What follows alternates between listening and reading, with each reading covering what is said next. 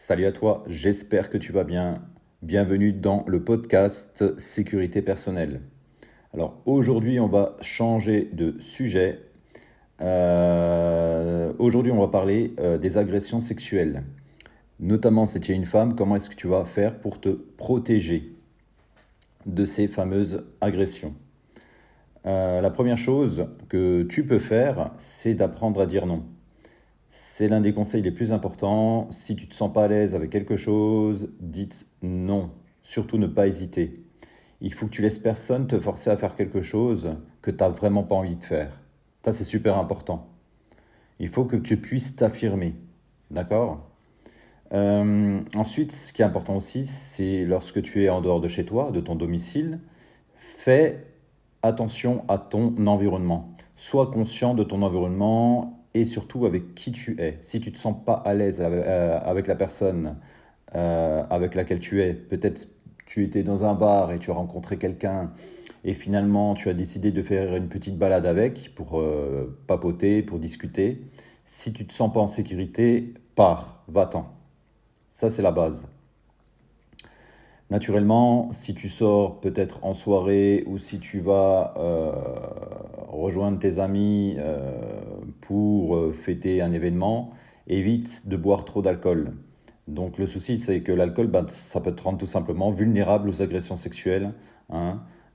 Si tu bois, donc fais-le naturellement avec modération et aussi fais attention avec qui tu bois. Parce que on sait très bien que dans certaines fêtes, dans certains festivals ou dans certaines discothèques, maintenant, il y a des gens peu scrupuleux qui peuvent te mettre quelque chose dans ton verre, euh, la drogue qu'on appelle un petit peu du violeur, donc fais attention hein, à pas te retrouver dans des mauvaises situations et surveille toujours tes verres. Ça, c'est important.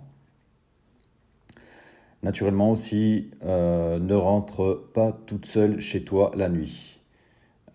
Si tu dois rentrer toute seule la nuit, donc demande peut-être à quelqu'un justement avec lequel tu étais accompagné en soirée de te ramener jusqu'à chez toi, si possible. Ou alors, n'hésite pas à prendre un taxi. Certes, ça va te coûter un petit peu de sous, mais au moins tu seras en sécurité. Évite aussi les quartiers un petit peu sensibles. Et si malheureusement, malgré tout ça, tu n'as pas le choix, il faut que tu rentres chez toi toute seule, et il fait nuit, eh bien, je vais te parler de bon sens, hein. Évite naturellement les petites ruelles sombres, prends des espaces et des endroits bien éclairés et essaye d'emprunter quand même des endroits où il y a du monde. Pense pas que c'est pas parce qu'il y aura personne dans la rue que tu vas te sentir en sécurité. Donc, sois consciente de ça. Ne laisse personne te suivre. Si maintenant tu sens qu'il y a quelqu'un qui te suit, encore faut-il que tu sois quand même conscient de ton environnement. Donc évite de rentrer chez toi par exemple avec des écouteurs avec la musique à fond. D'accord? Évite d'avoir trop le nez sur ton smartphone quand tu marches. D'accord?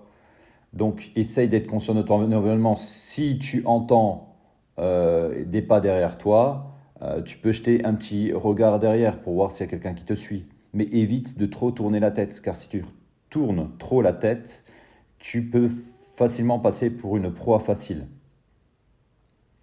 Pareil, tu peux te servir de vitrine pour voir euh, s'il y a quelqu'un qui est derrière toi. Le bruit, les voitures, euh, les devantures de magasins et des choses comme ça. Donc n'hésite pas à utiliser ton environnement pour voir s'il y a quelqu'un qui te suit. Après, peut-être que tu vas te faire une mauvaise interprétation. Donc, si c'est le cas, pour en être certain, change de trottoir, ok?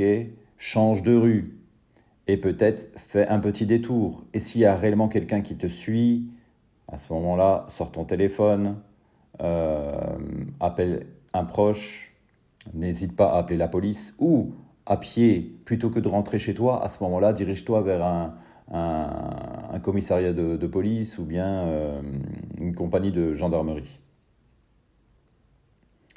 Donc voilà, après aussi, hein, je pense que voilà, si tu te sens en danger, n'hésite pas peut-être à rentrer dans une épicerie de nuit si elle est ouverte, ou bien dans un bar, ou bien dans un restaurant.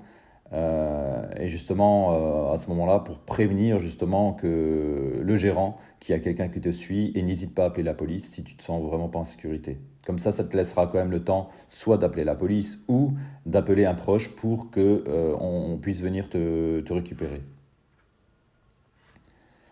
Alors, le sixième point que je voulais aborder avec toi, c'est ne laisse surtout pas quelqu'un te toucher sans ton consentement. Ça, c'est important. Il y a pas mal de mecs qui vont se faire des fausses croyances, puisque peut-être t'as regardé quelqu'un peut-être par inadvertance. Et le souci, c'est que souvent, la personne en face, elle va avoir une mauvaise interprétation de la situation et elle va se sentir un petit peu pousser des ailes pour essayer d'abuser ou de te toucher, hein. Donc, si tu sens qu'il y a quelqu'un qui se rapproche de toi, déjà, essaye de te mettre une barrière avec cette personne. Donc, on dit toujours une bonne distance de bras.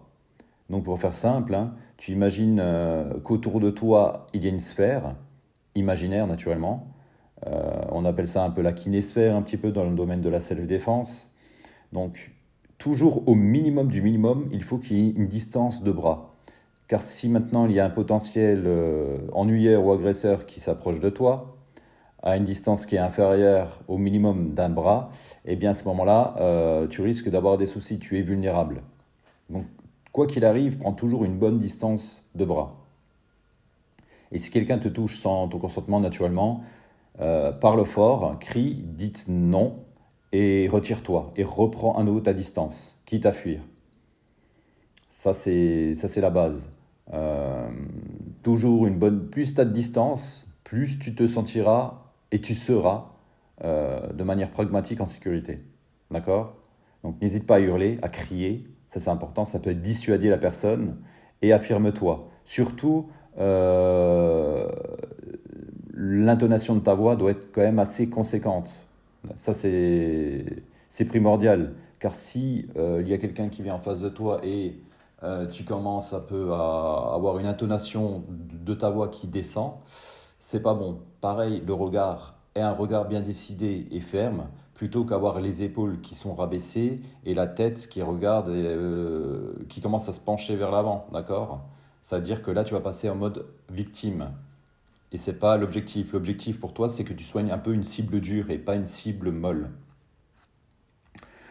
Voilà concernant ce point-là. Évidemment, si tu es agressé, il faut que tu appelles la police, immédiatement, n'attends pas, le plus rapidement possible pour justement essayer de retrouver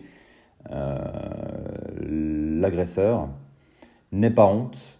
Il n'y a pas de honte à être une victime d'une agression sexuelle. Si tu as été victime d'une agression, eh bien, demande de l'aide, d'accord? Demande de l'aide dans ton entourage.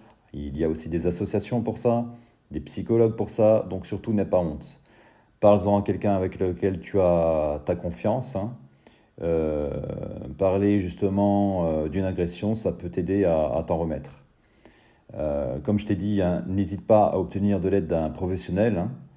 Si tu as besoin d'avoir de l'aide, il existe pas mal de ressources disponibles, des associations de victimes justement concernant les femmes agressées, des psychologues, pas mal d'organismes aussi, donc n'hésite pas à te renseigner un petit peu sur Internet.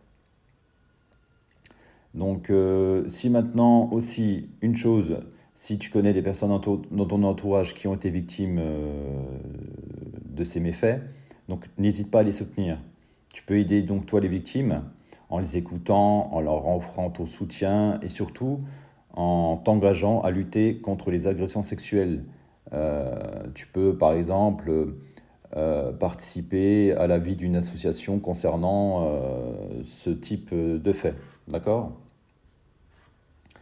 Et parler de la prévention des agressions sexuelles, donc ça peut t'aider aussi à prévenir les agressions sexuelles en parlant de prévention avec tes amis, avec ta famille, avec ta communauté. Voilà. Donc je ne sais pas ce que tu penses par rapport à ce petit sujet. C'est pas jamais un sujet facile, notamment si tu as été victime, parce qu'il y a pas mal d'événements traumatiques. On sort jamais anodin d'une telle agression. Donc si toi-même tu as été victime de ce type de méfait, donc n'hésite pas à me laisser un petit commentaire sur ce podcast. Et en tout cas, je te souhaite que du bien, hein. Parle-en à tes amis peut-être, ça peut les aider à prendre de bonnes dispositions, à faire attention tout simplement. Voilà, écoute, je ne vais pas te retenir plus longtemps, je te souhaite de passer une excellente journée et à très bientôt. Salut!